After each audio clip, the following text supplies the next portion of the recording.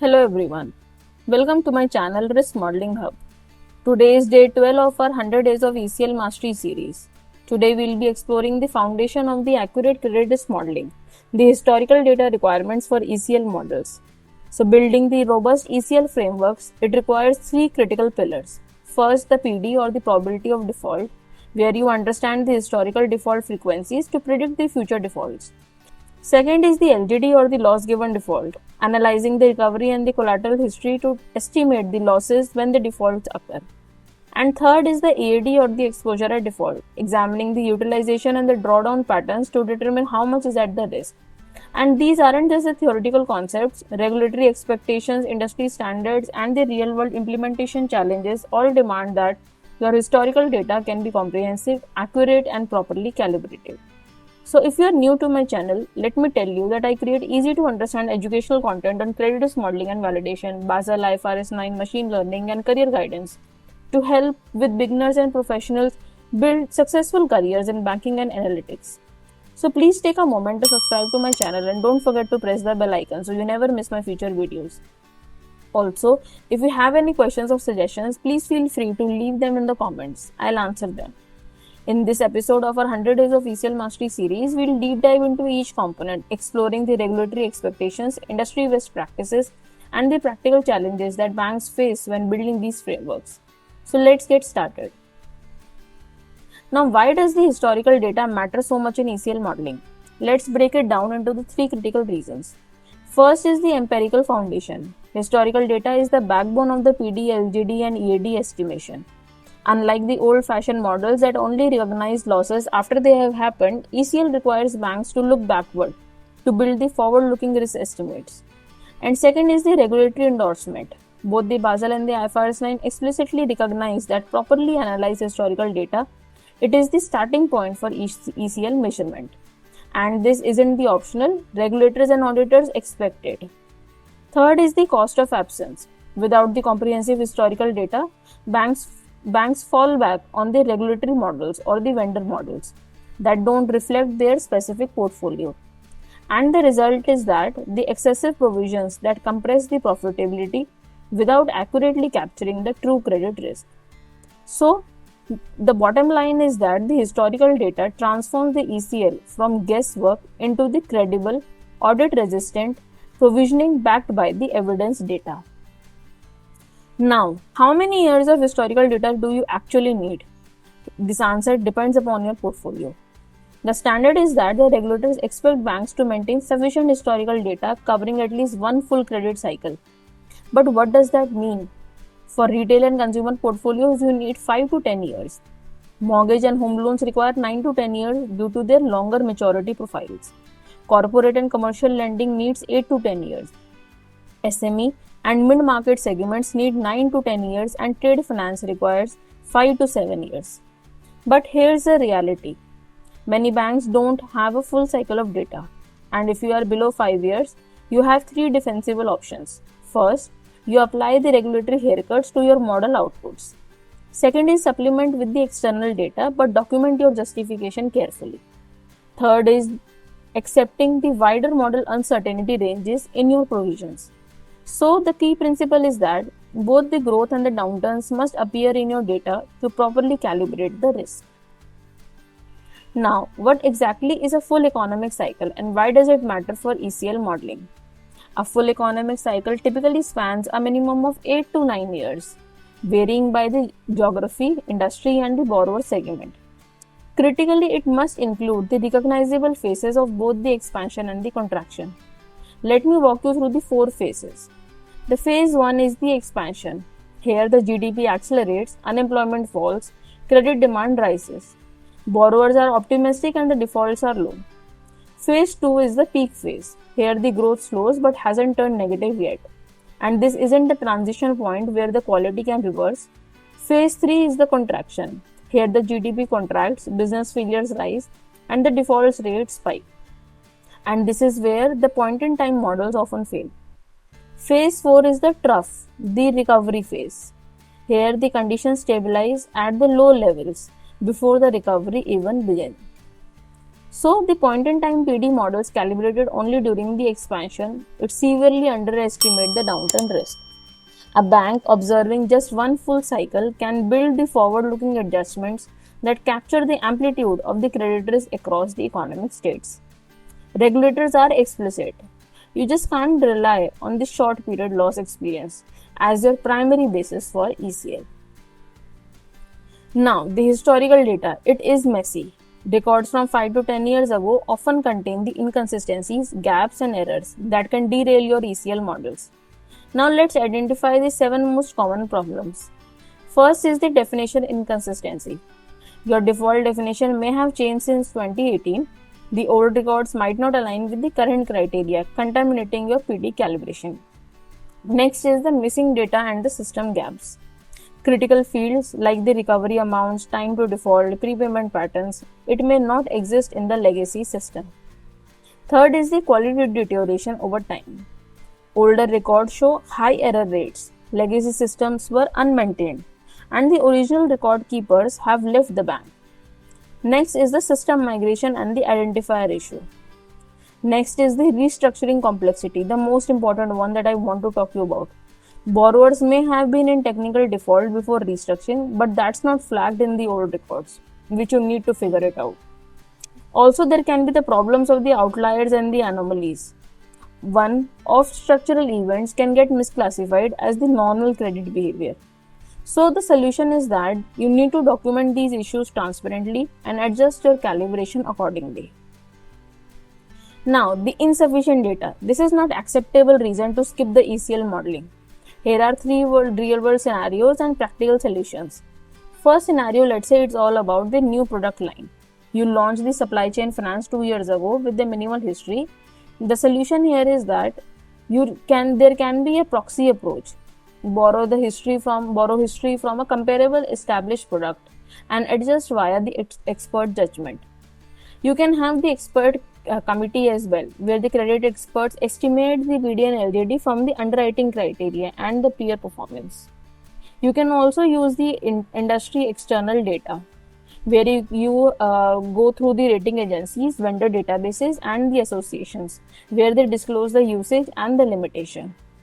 Also, the Basel III regulatory floors, where you apply the prescribed PD LGD floors and you then review them annually. And this is done for the temporary basis. Next is the geographic expansion. So your bank just entered a new country with the 0 local default history. Now in this case, the solution is that you can use the peer bank or the consortium data for the similar segments and adjust them for the underwriting. Also, the preliminary models from the similar countries, then you can recalibrate it as your local data accumulates. So there can be some factors or the solutions that you can incorporate if you have this case of the scenario 2. Third scenario can be the sparse defaults. Your low LTV mortgage portfolio has few defaults for the reliable statistical modeling. So here you can use a rating migration matrix where you use the internal or the external rating migrations to infer the PDs. And here the less granular data is required. Also, the homogeneous risk buckets benchmark to industry can tune your underwriting. Forward-looking logistic model can also be built, right? So the critical requirement is that you need to maintain a clear document trail, justify the data insufficiency, and map the external data to your portfolio, and have the senior management review and approve it by annually. Now, what modern ECL requires? It requires tidy data upfront, which saves the months of the downstream work, right? So the essential data structure is like 1 row per facility observation organized around the 3 pillars, which is the PD, LGD, and EAD. So for PD, you need the borrower ID, facility ID, origination and the observation dates, default flag and time to default, risk segment, internal rating, and borrower characteristics like age and tenure. Facility characteristics like outstanding tenure, rate, collateral, macroeconomic variables like GDP, unemployment, credit growth, and behavioral indicators like the payment history, utilization, and delinquency. For loss given default, you need to capture the default rate, exposure at default, when the default has happened, and the collateral type, right? Recovery date also. With respect to that, you should have, if the recovery has happened, then the time to recovery, or what's the expected time to recovery, the recovery cost involved, and the economic conditions at the time of the default. Next is the exposure at default. Here you require the record facility limit, drawn amount, utilization ratio, monthly drawdown patterns for the undrawn commitments, prepayment dates and amounts, maturity, and the amortization schedules. So the best practice is you should use tidy data format, one row per entity period, and the version control should be there for every extraction, and maintain an audit trail for documenting the transformations, right? So all this needs to factor in. Now, based on the Big Four audit experience and the real industry implementation, here are the 7 most frequently encountered historical data issues in the PD, LGD, and EAD model development, and this fixes the work. So first is the silent defaults. Here the accounts are defaulted but were never formally flagged. Next is the system migration gaps. Customer IDs don't map across the legacy platforms. So for this, you build a reconciliation bridge. Link the old identifiers to the current systems using the facility level matching. Next is the write-off defaults. Defaults are recorded as write-offs, which is the true breach timing. Now, next is the collateral value aging. Collateral value aging, yes. So basically, this is the stale appraisals which distort your LGD estimation. Then you have your untracked payments. Borrowers pay ahead of your schedule, and EAD here gets overstated. So you should match the payment records to the amortization schedules and flag the early payoffs here as well. Restructured accounts. So forbearance events not systematically flagged. So you should map them in the default inclusion rules, or you should establish the clear criteria. Next is the macro data misalignment. Economic series don't align with the observation periods. So you should match the macro dates precisely and document these lags. So maintain a 5-point documentation framework, and every fix requires senior management sign-off. You should consider that. Now, 2 of the most damaging data issues in the ECL model development is the silent defaults and the system migration gaps. So first, let's talk about the silent defaults. Your core banking system recorded 200 delinquent accounts but never formally classified them as the defaults. Restructuring weren't marked. Years later, those accounts should have been counted in your historical loss data. So the root cause is that the legacy manual flagging process broke when the staffs or workflows changed. So for this, the solution is that one should always conduct the post-default analysis for every recent NPL, trace backward to the true first default date. Then you should define the default retroactively, using your current definition. Document the population separately, because auditors need to see the reclassified defaults adjustment clearly. And one should recalibrate the historical loss statistics, including the previously missed defaults. Next is all about the data gaps from the system migrations. So here the problem is that a customer who has defaulted in 2014 cannot be linked to the 2021 account, because both the systems are different and you cannot tell if they are a repeat defaulter or a new customer. So one should always run a data reconciliation exercise where you need to match the accounts using the name, national ID, phone number, email, and the address fields. Also create a golden customer identifier that spans all 3 systems. Score matching confidence, like some names like John Smith will be ambiguous. Test whether the low confidence match the skew results. Also for the unmatched data, document them as limitation or excluded with the conservative assumption. So fuzzy matching plus confidence scoring beats the pretending the break never happened, right? So one needs to be confident regarding what they are doing with a clear justification. Now, 2 more critical data issues that distort the PD and the LGD estimates are the write-offs and the collateral valuation aging. So in the write-offs, the problem is that your data records default on the write-offs date, right? And year 8, but the account actually stopped performing in the year 2. This collapses your time to default distribution and understates the PD estimates because you are missing years of early warning. So for this, the root cause is that system only formally flagged the default on the write-offs and not on the true default date. So you should establish a clear write-off policy and define the true default date as the first month the account is breached, your definition, whatever your definition be. Extract the days from the true default to the write-off. That is, analyze separately as a part of the recovery or the resolution time. Also validate the corrected distribution. Most defaults should occur within 12 to 36 months and not 84 plus. So separating the default event from the write-off event is essential for realistic PD calibration. Now let's talk about the collateral valuation aging. So here the problem is that the LGD models, they use the collateral values from the appraisals 5 to 10 years old. Real estate's value have changed 30 to 50%, making those valuations economy misleading. So here the root cause is that the legacy systems didn't update the valuations. They often only done at the origination. So for this, use the actual recovery amounts and not the collateral valuations. Always go for the forward-looking LGD. Apply the haircuts to the historical collateral based on the inflation and the current markets.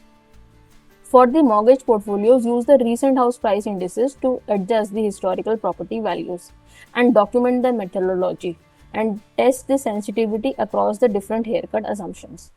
So the actual recovery data always beats the appraised value for the LGD estimation. Two more data issues we need to discuss. It's the prepayment and the amortization untracked and the restructured accounts misclassified. Right? So let's talk about the first one. So here the problem is that your EAD model assumes that the contractual balance, which is equal to the actual balance, but borrowers pay down the principal faster than required, and you overestimate the EAD here, and therefore the ECL for the prepaying accounts. So the root cause is that the legacy systems didn't separate the actual versus the scheduled amortization. So for this, the solution is that you need to extract the actual payment history for a representative sample and quantify the prepayment rates. Use the CPR or the SMM metrics, the mortgage industry standard for measuring the prepayment behavior. And you need to build a prepayment model and apply the prepayment adjustments to EAD, and especially for the long-dated facilities like mortgage or the auto loans. So ignoring the prepayment, if you ignore that, it materially overstates the lifetime ECL on retail mortgage books. You should not do that. Now let's talk about the restructured accounts misclassified. So the problem here is that the account restructured in year 3 due to financial difficulty, it is treated as the performing years in 3 to 8 and default in year 9. But technically, the restructuring itself is a credit event. So the root cause here is that the restructuring recorded at account level but not flagged systematically. So you should classify it into 3 categories, right? One, I have mentioned it above, in the performing, the defaulted and the restructured. Under IFRS 9, you need to treat the restructuring as stage 2 or stage 3 triggers, and depending upon the whether default has occurred or not. Also calculate the loss stats both ways, with and without the restructuring counted as defaults. Explain the sensitivity to auditors, and establish the ECL governance policy on how the restructured accounts are permanently counted. So the key takeaway is that a restructuring is a credit event. Treat it as such or explain to auditors why you haven't done anything on it. Now let's talk about the last one, the macro data and the documentation, the macroeconomic data misalignment. The PD data goes back to 2010, but macro forecast only goes back to 2012, or the unemployment came from one agency for 2010 to 2015 and a different one for 2015 to 2020, right? So the root cause here is that the data source change, the agencies revise the historical series routinely. So what's the solution for this? Use a single consistent source, be it IMF, World Bank, or Central Bank, for the entire historical period. And when the source changes are necessary, use overlap periods to adjust for the transition step. Document the sources prominently in your model development document, and auditors verify the data integrity here. So, the key takeaway is that one source, one methodology, and one narrative, which is traceable end to end. Now, let's talk about the documentation framework. So, for each data issue identified and resolved, write a short memo containing the 5 elements. First, the issue description, explaining what was the problem and why did it matter. Second, the business impact, how would it leaving unresolved have distorted the model calibration. Third, the solution applied, but adjustments or reclassifications were made. Next is the validation, how did you test that your solution was reasonable. Last is the approval, which senior stakeholders reviewed and approved the solution. This documentation is gold during the external audits and the regulatory reviews. It shows you didn't ignore a problem, you actively managed the data quality. Now let's talk about the regulators and the auditors. They aren't looking for the perfect data. They are looking for the evidence of the rigorous data governance and the document decision making. So, Basel Committee expectations. Historical data, it is the starting point, adjusted for the current conditions and the forward-looking information. Model development adjustments must be documented with clear rationale. External data or expert judgment may supplement the internal data but must be clearly disclosed. Banks cannot rely on the industry-wide data or the regulatory backstops as the primary calibration source when adequate internal data exists. Next is the regulatory backstop, the floor you can't go under. PD backstop exists even if your data supports lower PD. Regulator sets minimum. The LGT backstops also applies to unsecured retail at 25% and the secured mortgages at 10%. So your ECL data governance charter. You should document the 7 elements, be it the data sources and the ownership, refresh frequency, whether it's monthly or quarterly, quality standards with minimum thresholds, adjustment authority and sign off, documentation requirements for every adjustment, audit trail for every data element, and the escalation procedures when quality issues surface. And this proves your data governance, it is strategy driven and not just a thought. Now, the 4 institutions, 4 different data problems, and one common lesson. Document, adjust, and move forward. So, case study 1 is all about the global bank with multiple geographies. Scale the 15 countries, data range varying by 12 years per market. The challenge is that the HQ needed one unified ECL model across geographies with wildly uneven data structure. So for this, the solution is that blend the data to mature markets and standardize the templates with regulatory haircuts for validation. Next case study is all about the retail bank, right? So here the portfolio of about 85 billion loan book, right? And the gap is that the historical PD was 1.2%, whereas the actual one was 2.1%. So here the challenge is that the auditors ask about whether the tenure of historical data was representative and adequately conservative. So you should, the solution as a solution, you should do a cohort analysis, reclassify the defaults, recalibrate the PD on the newer data, and then document the uncertainty. Next next case study is all about the corporate lenders, which have sparse defaults, and the last one is about the mortgage bank, the long loss lag. So I leave this up to you, the 2 case studies. Go through once. If you have any doubts, let me know. Now, the case study 1. Let's talk about it in a bit detail. A global bank operating in 15 countries with widely uneven data depth. So the scenario is that the 15 countries and markets, they mature the market depth span the 12 years and new market depth just 2 years. Right, so HQ demanded one single consolidated ECL which model across the geographies. So so 4 solutions are being implemented in terms of the pillars. First is the blended data approach. Next is the data standardization. Third is the external data, and fourth, last one is the governance, quarterly data quality committee, which representatives from every geography meet. Right? So the outcome is that the regulators accepted the tiered model with the documented transparent tier, Definition is more defensible and then forcing the thin data through the same pipeline. That's our key insight. So this is one case study is all about the retail bank. And here the historical data is hypothesis and not just a fact. Definition can change, restructuring flag can happen, and the legacy portfolio can quietly rewrite the past. So you should test them explicitly, where one can have a revised model and can explicitly tell why that percentage is going differ. Right? So I request you to go through this thoroughly to understand this scenario of how a historical PD can differ from actual PD, and if the model is not reflective of the past, how one should figure out that by reclassify or the recalibration, or can be through cohort analysis, or it can be through document uncertainty, right? The last two, as we discussed, it's about the corporate lender where defaults are rare. So let me give you a quick overview. So here the corporate loan portfolio largely by the facility count and tiny by the default events, right? So here the origination year is the risk factor, and the macro environment at origination shape losses for the years.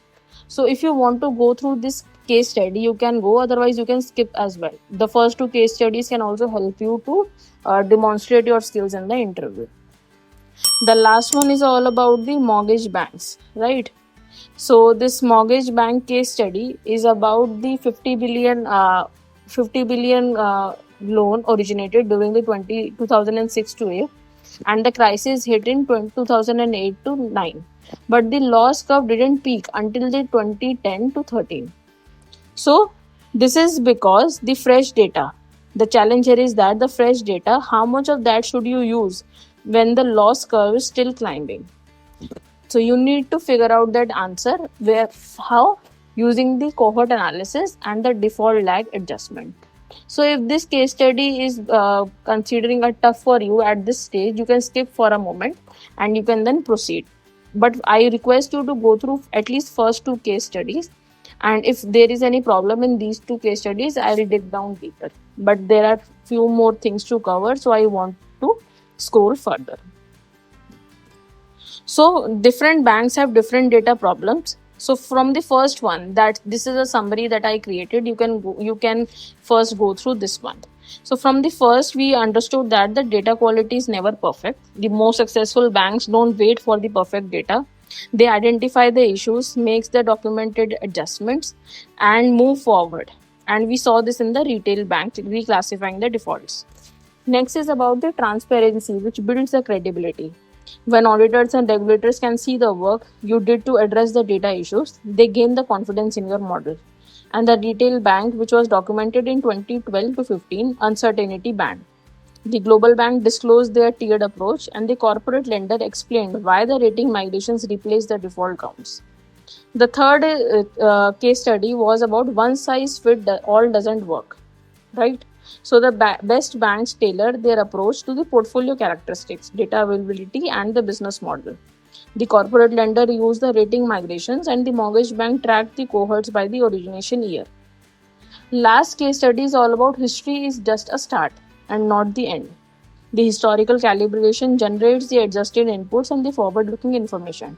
And that's where the real credit modeling happens. The mortgage bank layered the macro conditions over the historical cohorts. So the commonality from all the case studies is that you should document, adjust, and move forward. Rigorous data governance is not the perfect data, and it is what earns the regulators, auditors, and boards confidence if you have done everything perfectly. Let's quickly talk about the 3 pillars for building a robust ECL data program. So first is the data sufficiency, which is the foundation. You should have 5 to 10 years of lost data per major portfolio segment, and if short, you should document the accumulation plan and the interim solution.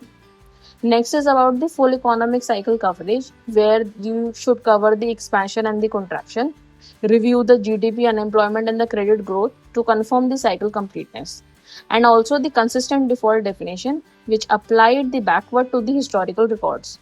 track and approve every reclassification. So if your history misses a downturn, your PDs are optimistic period. Next is about the data quality management. So for this, do the DQ assessment before the modeling, document the percentage complete versus the excluded records. Always maintain the data dictionary where you can explain every field, acceptable values, and the missing data handling, and attach this to the model development document. Governance and audit trails, like who extracts, modifies, approves, and the version control, which is non-negotiable. Also test for the artificial patterns. Watch for the 3 red flags below. The red flag can be whether the default is clustered in a specific month. There can be unrealistic default timing, and the collateral values, are they looking frozen? Right? So what this signals is something which we have already discussed. Next is about addressing the data limitations. So you should document the fix for the thin segments like proxy models, external data, expert judgment, or regulatory backstops, and explain why the internal data is insufficient and the transition plan. Then you should have separate data cohorts when calibration sources differ, right? And also validate the external and the proxy data against any internal defaults if you have, and compare the implied versus the actual default rates by the rating category. Also, moving from the one-time audit ready program to a sustainable, always on the operating model. So first is the regular one is all about the regulatory preparedness, the defense portion. So write concise adjustment memos for the material issue, document business impact, solution applied, validation performed, and the approval. Also, you should disclose the limitations openly in the ECL governance and the model documents. Transparency is always greater than if they have discovered by their own. So you should be transparent from your side first. Any historical calibration versus the recent actuals, you should compare them and you should tell them why this has happened. Right? And also building your ECL data model. So it includes 4 pillars or 4 dimensions. First is the ownership, like who owns that particular phase. Next is all about the cadence. Establish the refresh schedule, be it monthly, quarterly, or annually. Then the infrastructure. Plan for scale. Today's spreadsheet or SQL won't handle tomorrow's portfolio. Chart the path to cloud platforms or enterprise tool as you grow. Then the most important, the feedback. Every auditor finding, every model backtest surprise, and every data gap discovered becomes the input to the next cycle improvements. So learn and iterate it continuously. So great ECL data isn't a project, it's a governed, documented, auditable operating rhythm. Own it before the regulators do.